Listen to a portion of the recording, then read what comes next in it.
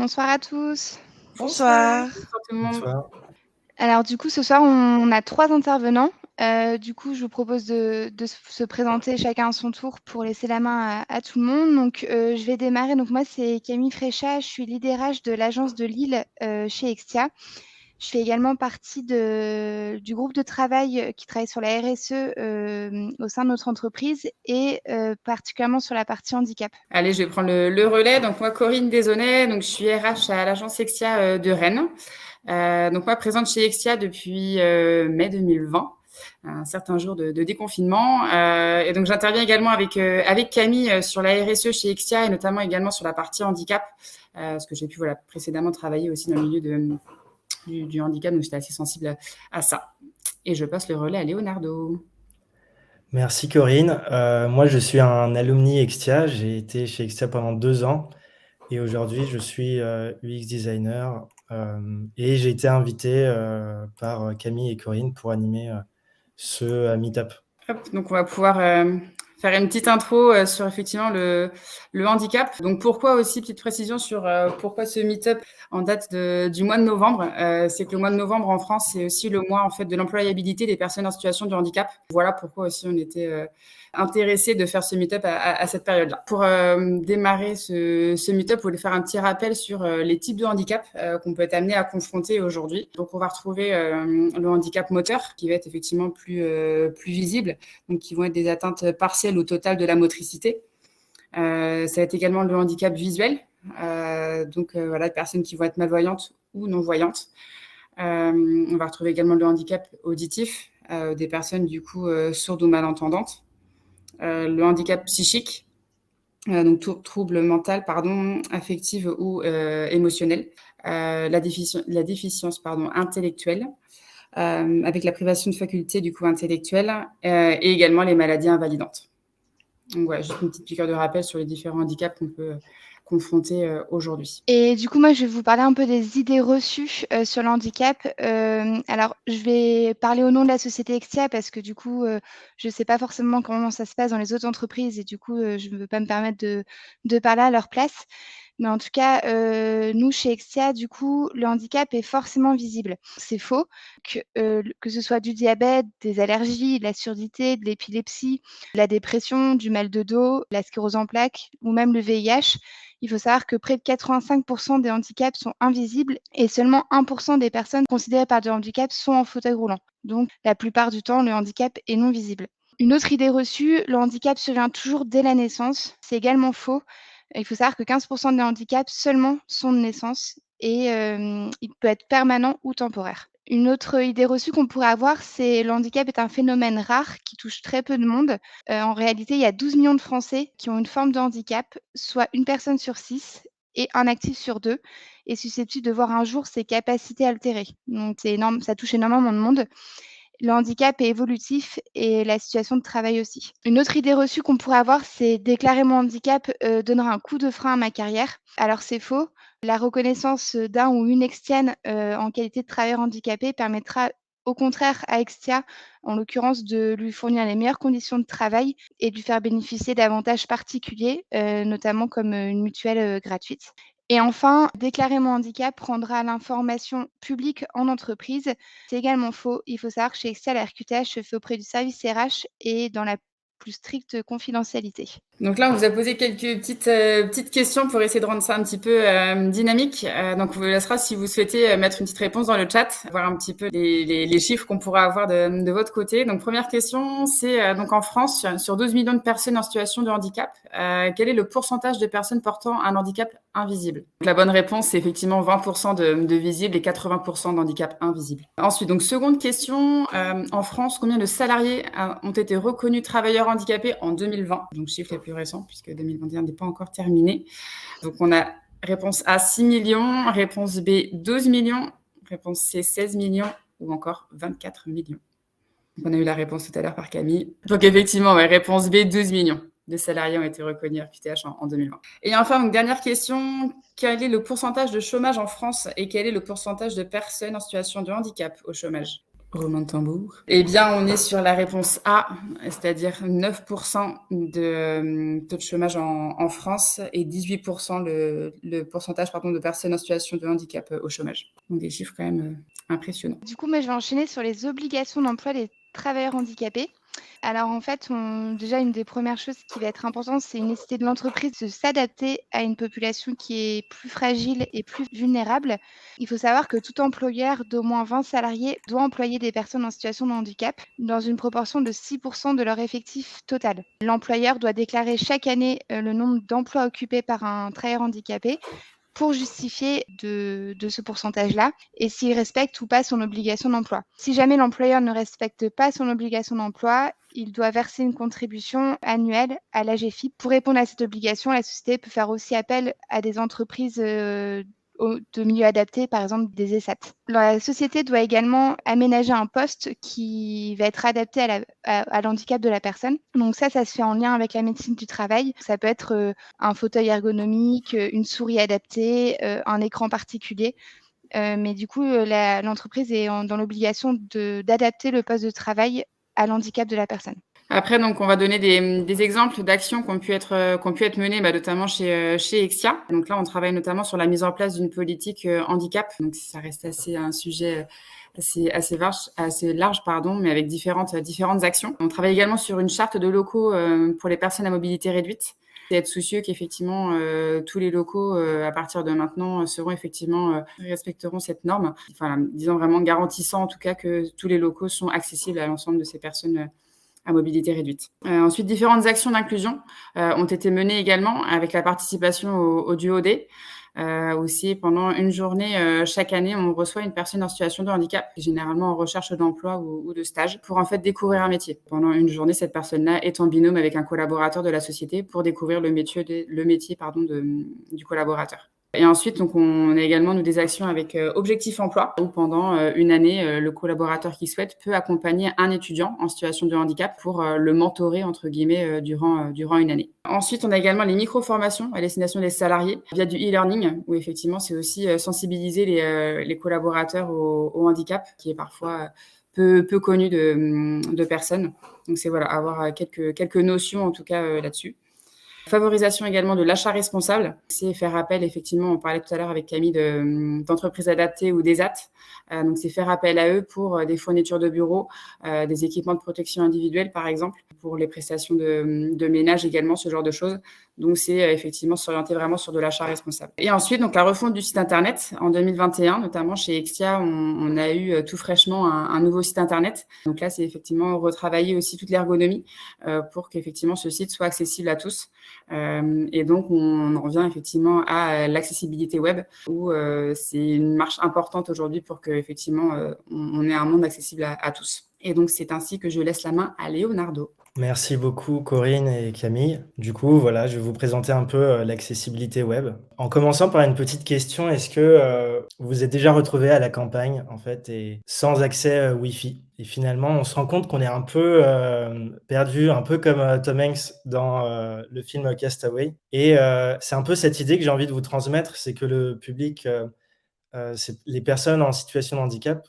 Finalement, quand elles n'ont pas internet, c'est tout un tas de services auxquels ils ne peuvent pas accéder et d'où l'importance de cette thématique pour ce public et pour les entreprises qui ont des sites web et des outils, digitaux. Alors, si je passe rapidement sur le plan, comment je vais aborder l'accessibilité web avec vous, ce soir. Alors ce sera d'abord, par définir l'accessibilité web. Ensuite, aborder, un peu plus en détail qui est ce public qui est concerné par, l'accessibilité web. Mais comme vous l'a présenté, Camille, on s'intéresse aux personnes qui sont en situation de handicap et on va ensuite s'intéresser, mais pourquoi, s'intéresser à l'accessibilité web et comment le faire? Alors tout d'abord, qu'est-ce que c'est l'accessibilité? L'organisme du web, le W3C, définit l'accessibilité web comme le fait de rendre accessibles les services en ligne aux personnes en situation de handicap. En France, la loi de février en 2005 dit que la personne handicapée a le droit à la compensation. C'est le fait que, en fait, au vu des conséquences de son handicap, les services web et de toutes sortes doivent compenser cet handicap pour qu'ils puissent accéder à leurs droits en tant que citoyens. L'organisme du web aussi définit 4 principes qui régissent l'accessibilité web, à savoir le fait que le site doit être perceptible, c'est-à-dire que l'information doit être bien perçue par l'utilisateur. Le fait que le site doit être utilisable, c'est-à-dire qu'il puisse naviguer et qu'il puisse se repérer sur le site. Le site doit être compréhensible, c'est-à-dire que l'utilisateur doit comprendre quand est-ce qu'il s'agit d'une information et quand est-ce qu'il s'agit d'éléments actionnables, typiquement des boutons ou des champs à saisir dans un formulaire. Et finalement, le quatrième principe, c'est le fait que le site doit être robuste, c'est-à-dire il doit être en cohérence, il doit fonctionner avec les outils d'assistance utilisés par les personnes en situation de handicap. Après cette définition, on va parler un peu de qui ça concerne. Alors un handicap, c'est une limitation d'une activité ou une restriction de participation à la vie en société subie par une personne en raison d'une altération d'une ou plusieurs fonctions, qu'elles soient physiques, sensorielles, mentales, cognitives ou psychiques.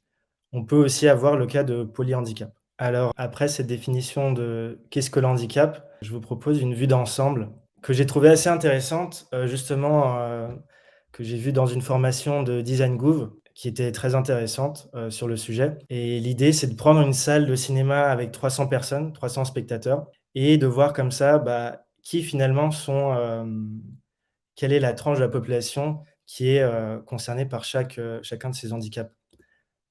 Et alors dans la pièce, on aura une personne aveugle, on aura 6 personnes malvoyantes, dont 4 atteintes de manière plus impactante. Une quinzaine de personnes qui sont sourdes, qui du coup, durant le film, si on reste dans la thématique, devront suivre à partir des sous-titres. 15 personnes daltoniennes, une trentaine de personnes dyslexiques qui devront avoir un espacement plus grand entre les textes pour bien les comprendre. On aura une quinzaine de personnes avec un handicap moteur. Pour ce qui est du web, c'est vrai on peut se dire qu'une personne en fauteuil roulant n'aura pas d'impact ou d'obstacle particulier pour accéder à des sites web. C'est bien le cas, mais il existe d'autres troubles moteurs, à savoir la maladie de Parkinson, qui du coup peut causer des tremblements, et notamment pour le maniement d'une souris, ça peut être plus compliqué. Ensuite, on a les handicaps de type mental et intellectuel, où là, on peut retrouver les troubles liés à l'attention, et ça aussi, ça peut avoir un impact sur la navigation sur des sites web. Alors après ce topo macro, un peu pour avoir une image de la répartition, on a vu que les handicaps se répartissent sur différentes fonctions en fait qui peuvent être atteintes chez une personne en situation de handicap, et il y a une dimension en plus à prendre en compte qu'a cité Camille, c'est la temporalité. C'est le fait qu'un handicap, il peut être permanent, temporaire, et aussi, c'est pas considéré un handicap, mais il peut être situationnel. Alors si on prend l'exemple du sens du toucher, on a des personnes qui auront un seul bras, par exemple, et qui disposeront pas de ce bras. Une personne qui a un bras cassé aussi ne peut pas disposer de son bras, et on l'oublie peut-être aussi, une personne qui a des courses dans ses mains, peut pas disposer de son bras et du coup naviguer sur un smartphone de la même manière qu'une personne qui aura ses mains libres. Alors, maintenant je vous propose de voir un peu les obstacles rencontrés quand une personne en situation de handicap navigue sur le net. J'ai pris ces éléments sur le site Atalan qui l'illustre très bien. Je vous conseille à tous d'aller jeter un coup d'œil et c'est assez instructif. Alors tout d'abord, l'exemple de la personne daltonienne. Là, je vous affiche une image avec des tomates. Il y en a qui sont vertes, d'autres qui sont rouges, et finalement, une personne daltonienne, elle va pas voir la différence. Tout s'affichera en vert. Bon, là, on parle de tomates, il y a pas trop d'impact, il y a pas d'informations autres qui sont véhiculées, mais ça change en fait quand on parle d'informations du type, par exemple un graphique, et du coup, le daltonien ne peut pas nuancer en fait les couleurs marron, rouge, le vert. C'est assez compliqué, et au final, l'information est mal transmise, mal communiquée, et l'idée, c'est d'essayer de communiquer les informations d'une autre façon que par la couleur, quoi, ou en tout cas avec d'autres moyens supplémentaires et complémentaires. Si on s'intéresse à la malvoyance, là, on a une page qui s'affiche de manière standard, Une personne qui a la cataracte, par exemple, ne pourra pas, visualiser le texte de la même façon, que sur un affichage, standard. Une personne qui a la DMLA, la dégénérescence maculaire liée à l'âge, aura une tâche qui s'affiche et du coup ne pourra pas, lire des contenus, écrits. Une personne qui a cécité ne peut pas voir, les contenus et si on s'intéresse à la personne qui a un handicap moteur, notamment comme je vous le précisais, la maladie de Parkinson, ne peut pas, stabiliser forcément la souris et du coup elle doit faire l'usage d'autres éléments pour, pouvoir naviguer. Par la suite, ce ne sont pas des personnes en situation de handicap, mais il faut savoir qu'en France, on compte 19 de personnes avec au moins 65 ans et il se peut que, ce public trouve des difficultés à appréhender les outils, informatiques et des pertes liées à la mobilité, à la motricité, entre autres. Et du coup, ce sont des publics auxquels, il faut s'intéresser aussi quand on pense à l'accessibilité. On voit que, les personnes en situation de handicap ont une manière d'appréhender le web qui est tout à fait distincte par rapport à des personnes qui ne seraient pas en situation de handicap. D'où l'intérêt de prendre en compte leurs usages pour, concevoir des, outils informatiques.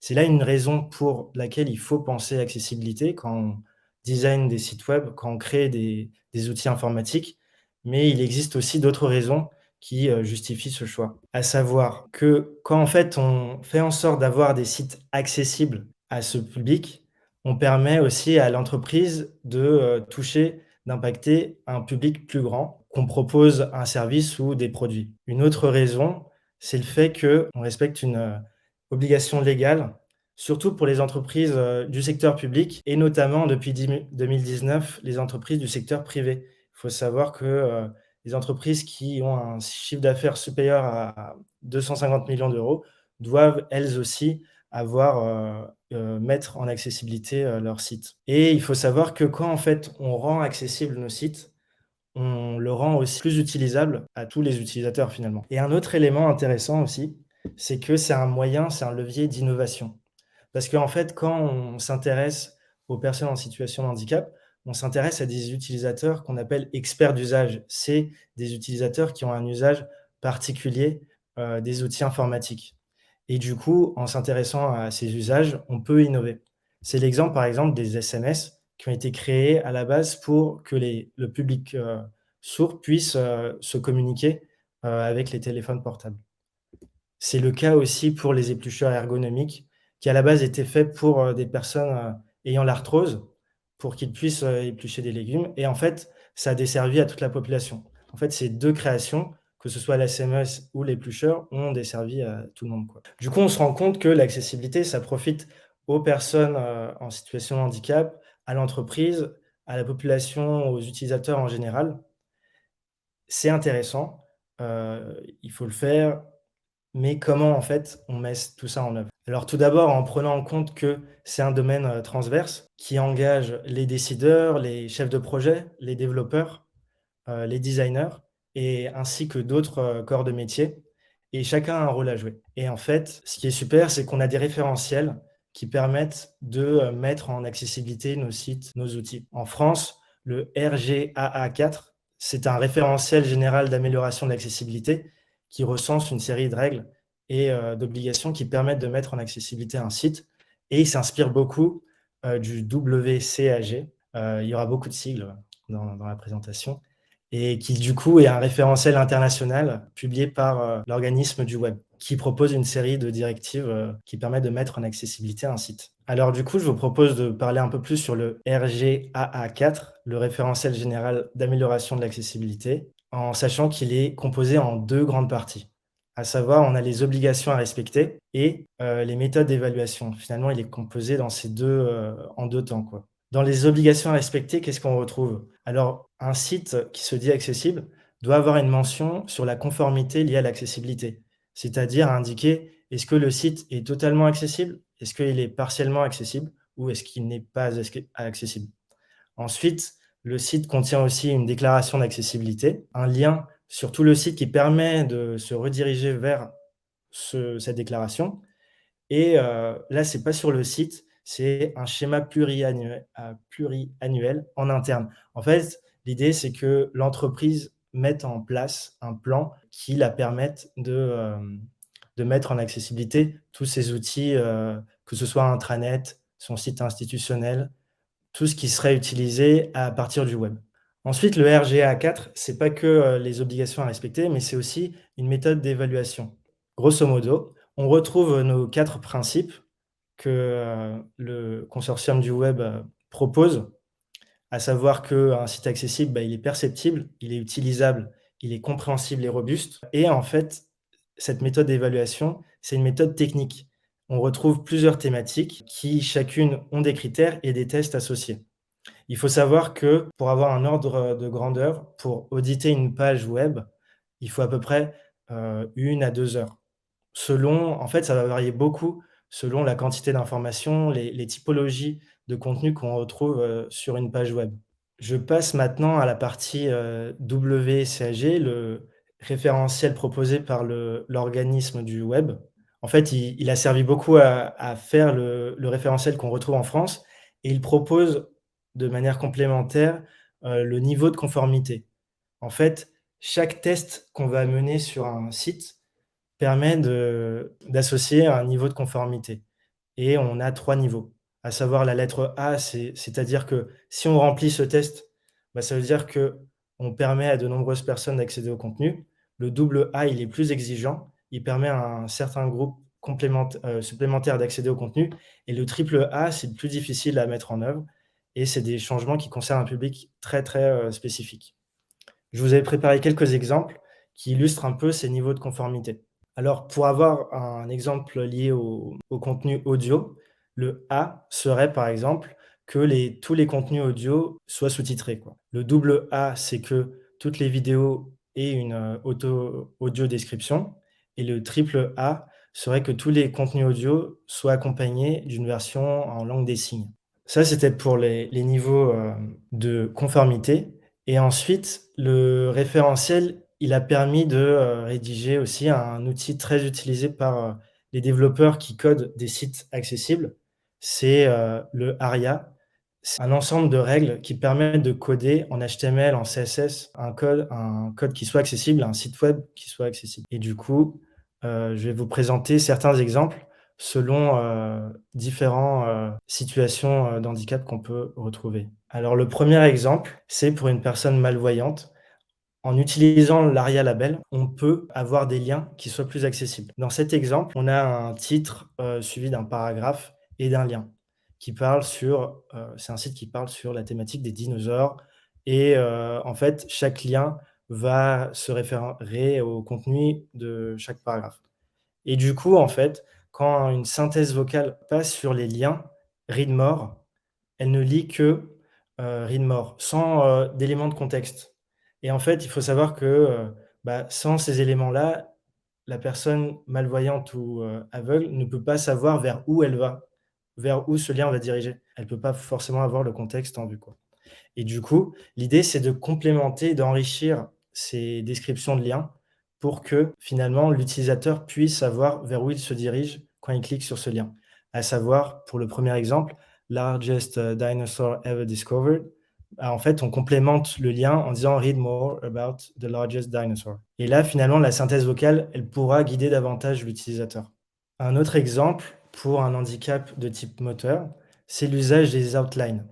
Comme je vous ai dit, une personne qui ne peut pas utiliser la souris, dans sa navigation, va utiliser la tabulation, par exemple. Et un élément qui va indiquer à l'utilisateur où il se trouve sur la page, c'est justement l'outline. Et l'idée, c'est de bien mettre en évidence cette outline. Du coup, là, on a un exemple sur le nouveau site, d'Extia, où on a bien le outline qui, bah, identifie, permet de voir où on se trouve sur la page. Un autre exemple, c'est, les sous-titres. Vous le connaissez sûrement, c'est le fait que, en fait, quand on a une vidéo, on ajoute des sous-titres, comme ça une personne sourde peut accéder au contenu.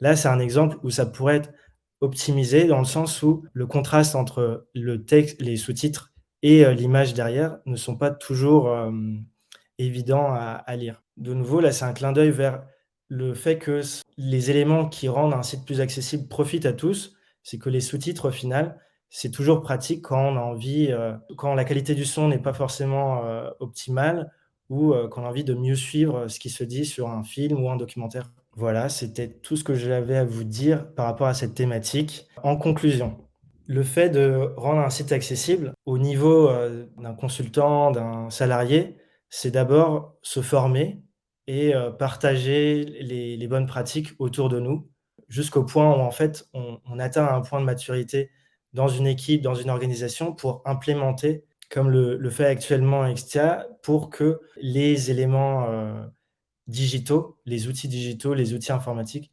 soient, accessibles. Ensuite, c'est le fait de faire une veille constante et une amélioration continue. Parce qu'il faut savoir qu'une fois qu'un site a une mention, d'accessibilité, ça ne veut pas dire que c'est, fini. Les sites web évoluent constamment. À chaque fois, on fait des mises à jour, des évolutions de chartes graphiques, par exemple, ou de nouvelles fonctionnalités. Et à ce moment-là, il faut se poser la question: «Est-ce que ces nouvelles fonctionnalités qu'on propose sont-elles accessibles ou pas?» Et l'idée, c'est à chaque fois de prendre l'accessibilité en amont, l'embarquer le plus tôt possible pour que, les outils qui soient construits par la suite soient accessibles et en fait, c'est plus facile d'anticiper que, de changer, sur le tas une fois qu'un outil est lancé. À la suite, quelques éléments, qui vous seront partagés par rapport à des liens intéressants. Il faut savoir que DesignGouv, la direction interministérielle du numérique, propose pas mal de formations sur le sujet. On trouve aussi, plein d'éléments, sur YouTube proposés par, le consortium du web notamment. L'implémentation se fait avec ces référentiels que je vous ai présentés, à savoir le RGAA au niveau français qui s'inspire du référentiel WCAG et l'ARIA qui est vraiment, le guide technique pour les développeurs pour implémenter un code, plus accessible. Et voilà, des éléments de veille aussi qui sont très intéressants. Google publie beaucoup de vidéos sur la thématique, TEDx aussi.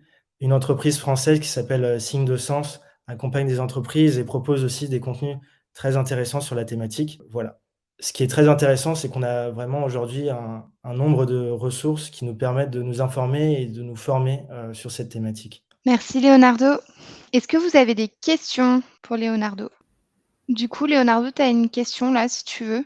Ouais, Julien. Des outils d'audit accessibles, d'accessibilité web. Justement, la DINOM propose une extension Google qui permet de vérifier chaque critère du référentiel, RGAA. J'ai pas le nom sous la main, mais en tout cas, la DINOM propose, cette extension qui est assez pratique parce qu'elle liste tous les critères. Ensuite, il faut savoir qu'il n'existe pas d'outils, automatiques qui permettent à 100 de vérifier l'accessibilité d'un site. C'est vraiment, à partir d'un check, des critères d'accessibilité qu'on peut vérifier, l'accessibilité du site. Lighthouse aussi, permet de, vérifier l'accessibilité, d'un site web. Un outil proposé par Google, cette fois-ci. Une autre question de Dan. Ça coûte combien de rendre un site accessible? Par défaut, je dirais que les chefs de projet ne prennent pas en compte ce critère car il pourrait coûter plus cher.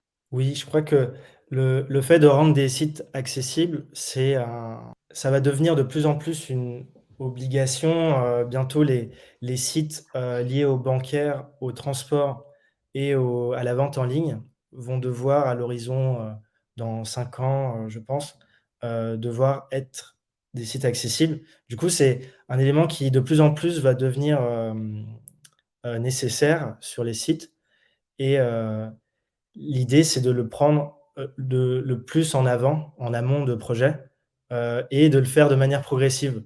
On peut pas faire un site accessible comme ça, quoi. C'est assez, conséquent. Du coup, je crois que l'idée, c'est vraiment d'aller à petits pas. On en parlait aussi en préparation du meet-up, c'est que c'est, heu, c'est un projet de longue haleine et du coup, il faut prendre, son temps pour, au fur et à mesure, construire des bonnes pratiques, construire des bases solides pour rendre, l'intégralité des outils et des sites accessibles. Moi, j'ai une question. Est-ce qu'il y a un pourcentage à peu près de sites internet qui ont cette accessibilité aux personnes qui sont porteurs de handicap ou on a un peu des stats sur ça? Les sites de l'administration publique, doivent être, accessibles et du coup, un certain nombre de sites de l'administration sont accessibles, pas tous. Je sais que le site, Design.gouv, a été mis, en accessibilité, le site service public, mais je ne saurais pas trop, m'avancer. C'est vrai que ça reste encore, réduit. Ce qu'on retrouve beaucoup, c'est, sur les sites, c'est certains éléments qui sont mis en place, mais, ça reste assez récent et des sites 100 accessibles, on n'en a pas beaucoup encore, je pense. Et du coup, Julien reposait une question. Il demande si l'extension, c'est assistant RGAA. Oui, ouais, c'est ça, exactement. Et Lighthouse aussi, il est très bien. On peut, y accéder assez facilement avec, la DevTool, de Google en faisant inspecter. On peut générer, un rapport, avec le module d'inspection. En espérant en tout cas que le meet-up vous ait plu. C'était une thématique atypique, mais voilà, on espère vraiment que ça vous ait plu. Et puis on espère vous revoir peut-être bientôt sur un des meet-up de la comète Feel Good, ou même des autres comètes.